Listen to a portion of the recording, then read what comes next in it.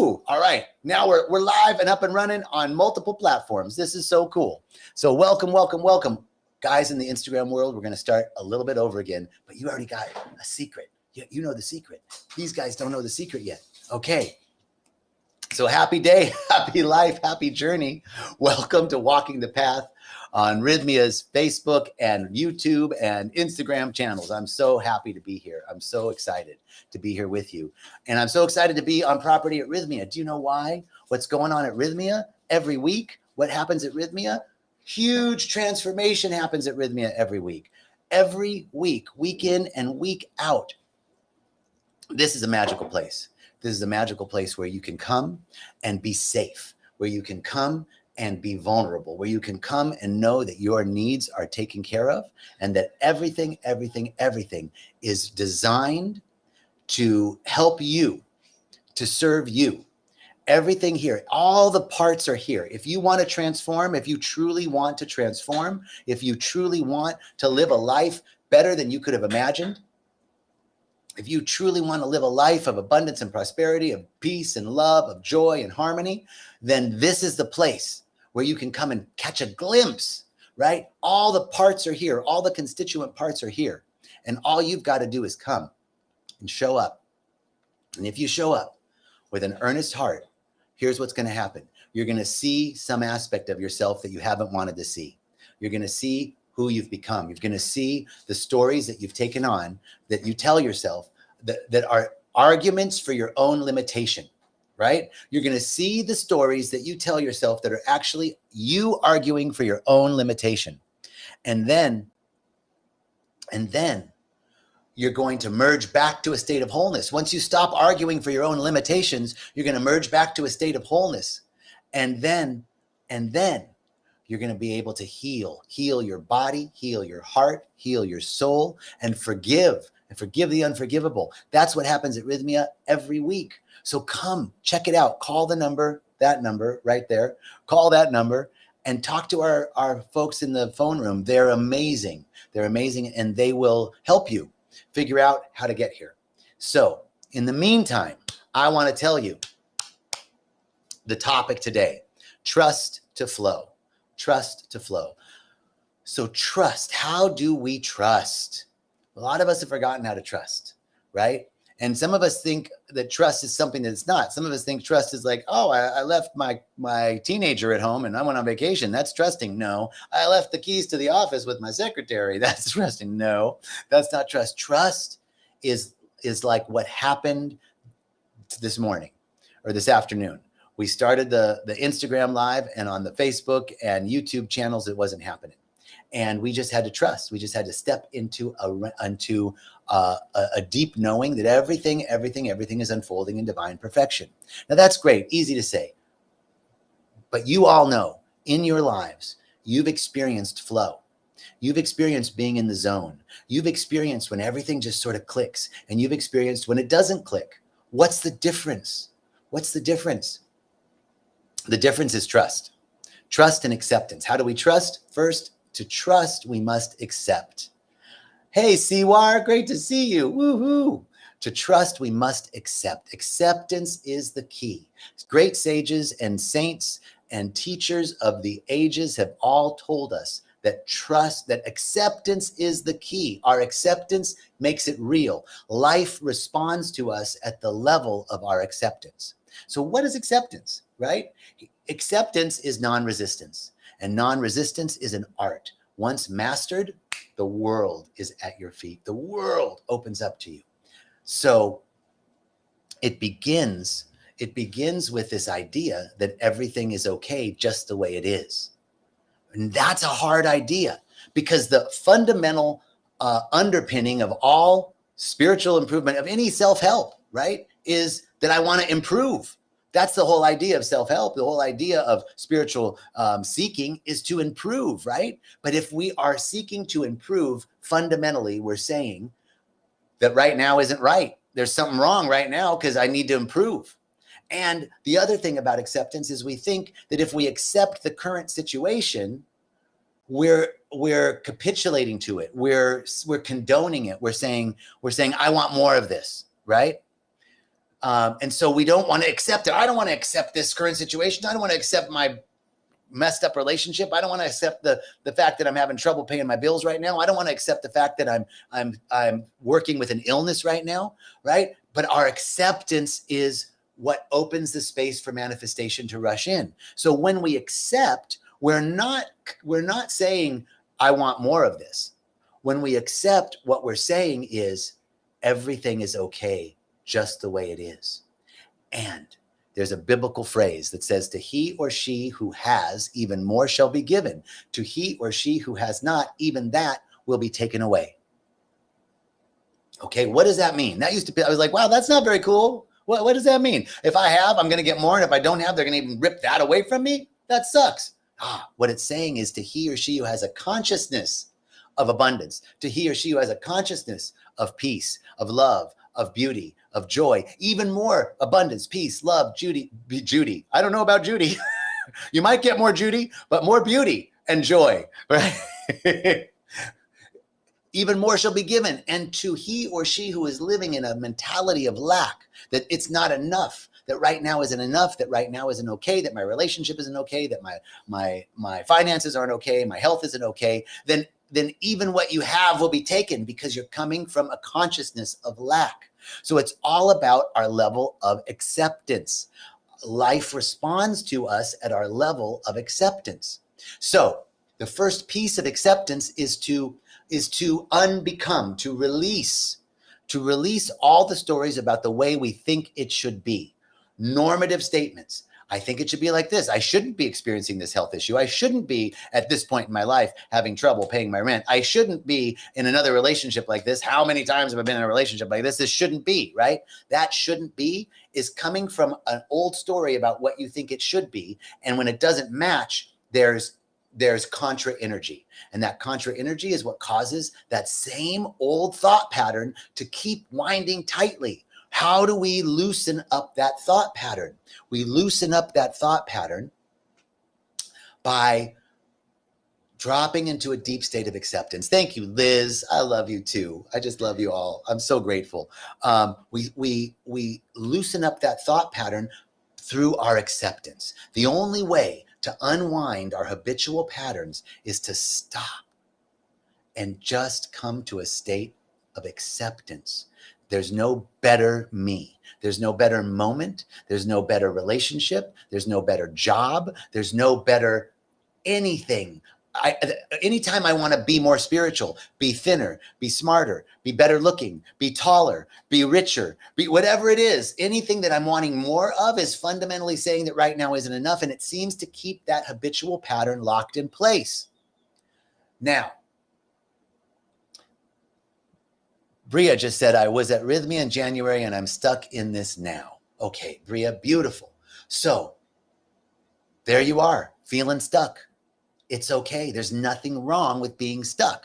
The principle is that everything is working together for our good. It doesn't mean that everything's good.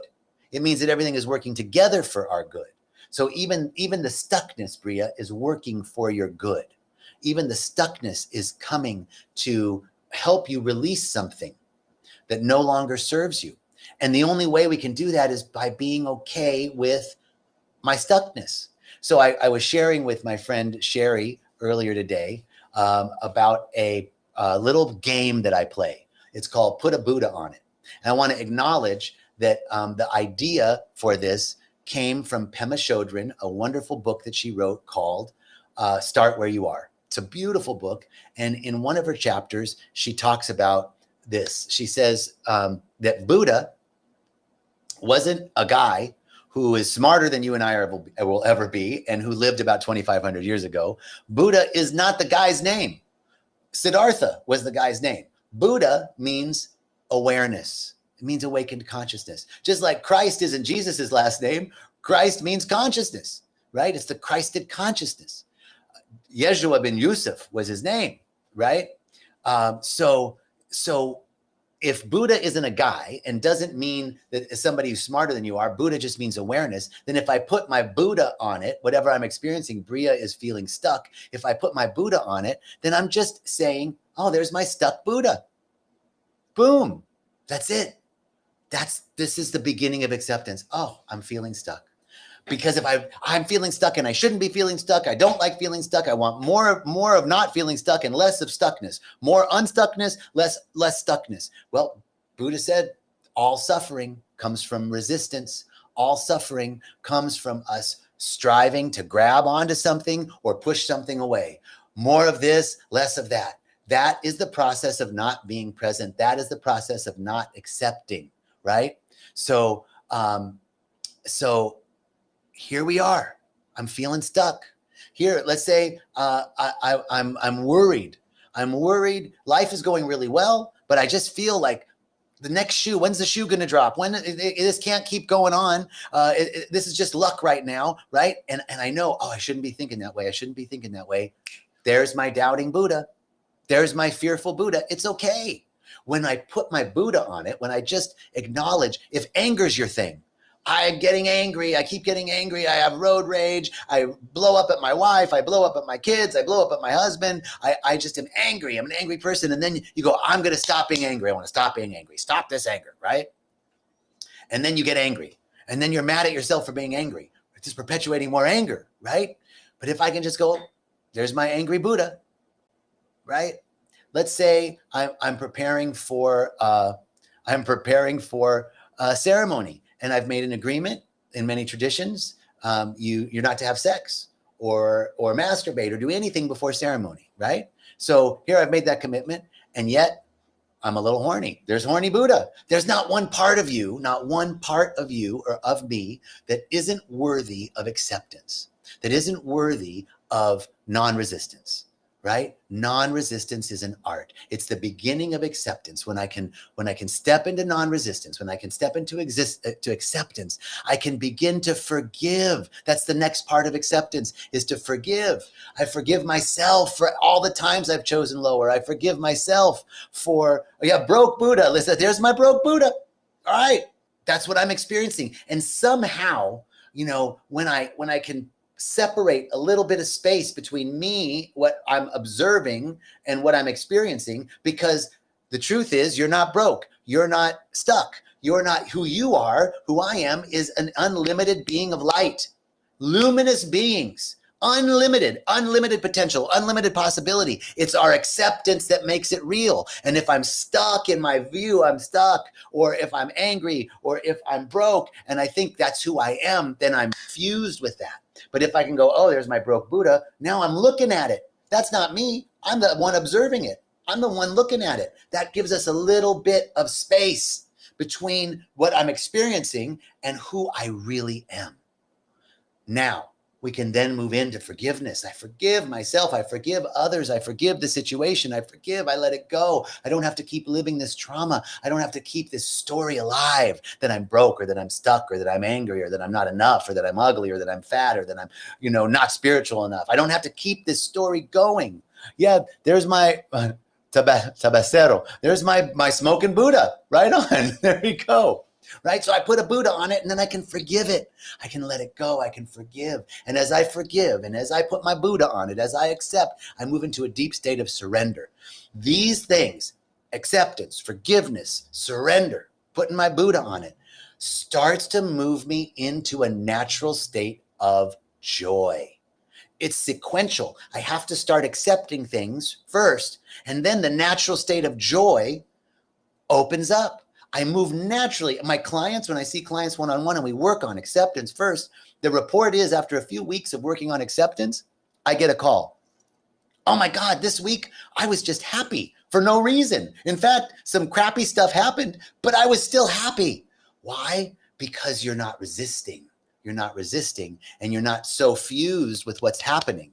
And then that way, when I am stepping into non-resistance, I can move into a state of joy. And joy is the attractor field for abundance and prosperity, for health and wholeness, for love and beauty and harmony and balance and peace. Joy is the attractor field. We can't connect with our health. We can't connect with our wealth. We can't connect with our love from a state of lack. I have to connect with it from a state of joy. And how do I get to the joy? I can't just be like, I should be in joy and I'm not in joy. That's more resistance, right? There's my unjoyful Buddha, right? Acceptance. When I accept, I become joyful naturally, because the world didn't give it to me. I'm not joyful because I have something. I'm joyful because I'm accepting. It's coming from within. The world didn't give it to you, and the world can't take it away. That's what I'm talking about. And when we're in joy, we're in flow. And flow and joy, ooh, flow is that joy is the attractor field. Flow is the channel to which it comes. And all of a sudden, stuff starts happening. Joy is a greater predictor of abundance and prosperity than hard work. I promise you that. When you're in joy, stuff starts happening. You don't have to work so hard because you're meeting somebody at the store. You're meeting somebody on the bus, on a plane. You don't know how many people I meet randomly that I'm now great friends with, because we're in flow, we're in joy, right? When I'm in joy, I'm in flow. And when I'm in flow, things are coming to me naturally. I'm not blocking it with my limited thought and limited perspective and points of view. That's the part of unbecoming with acceptance, is my limited perspectives and opinions and points of view and judgments. That is what blocks my joy. So acceptance is the first part of acceptance, is unbecoming all those limited beliefs and perspectives. Then we move into forgiveness, and then we move into surrender. Unbecoming, forgiveness, surrender leads us into that's acceptance. That leads us into joy. Joy leads us into flow. We're in flow. Stuff starts happening. And when stuff is happening and we're firing on all cylinders, life is good and we're feeling connected. And when we feel connected, we can begin to embody a deep state of oneness. So all of this requires a fundamental trust to flow. We've got to start with the trust that everything is working together for our good, even though it doesn't appear to be. And that's why I can step into a deep state of acceptance. And our acceptance makes it real and opens the space for manifestation to rush in. Boom. I really like that. Thank you, Spirit. That just came through. I was telling Sylvia before we started, I was like, what's the topic today? I didn't know, right? I didn't know. I had to trust. That was some big trust. But I trusted. I didn't resist. And something began to flow. And I think it was really good because it wasn't me, right? That's Spirit. It is not I, but the Father within that does the work. It's not I, but the Father within does the work. I of my own self do nothing. It's Spirit moving through us. And when we can open up our consciousness, even in the face of circumstance, stuff happens better than we could have imagined. So I'm so grateful. I'm so thankful that you all joined me. Thank you so much. Thanks for checking in. We'll be coming to you live from Peru next week. What? That's right. So stay tuned. Keep checking in. Check out Rhythmia. Come to this magical place where you can get a deep. This is a place where you can release those limited perspectives and points of view right here. So come check us out. Come see us. I'm sending you so much love. Choicest blessings to you. The choicest blessings. Peace and choicest blessings. Thank you. And we're going to end over here.